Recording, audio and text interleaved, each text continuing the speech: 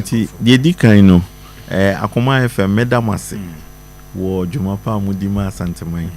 ene sa enhyehyeye ya moboa ya me aye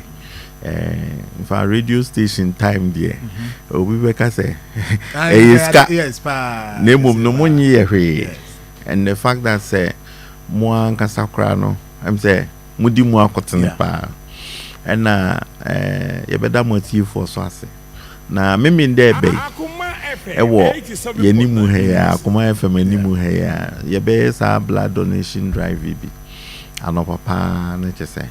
na de mpese mekanise muja ya dia oma muja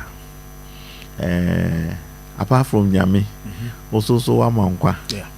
if say kakra bi abema no ebeboa nipa bebre ewo sa dwumadi na wadi no enti obi enya no woni trimu se wo betwi moja na eye nipa na wo beboa no enti mesre se obi a nyame beka Akoma ahoden wo ho wo beba abeboa ye won sa adwumadie mu moja ya de a te se de misikan no ye mfa machine na ye enti enya de a ye ton enti se oba abeboa ye ne a kakra bi abenum ana obedie ye de be ma na mum no fa ne se ye papa nipa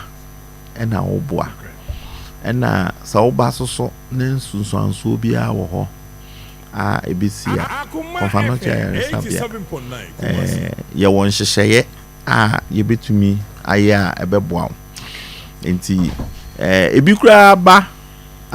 ye check your pressure ne ade a eno ni first time obi hu say or hypertension so na wonim enti because a opportunity for screening it me di nyoma pi banti ya damasi bebre that's it. Thank you.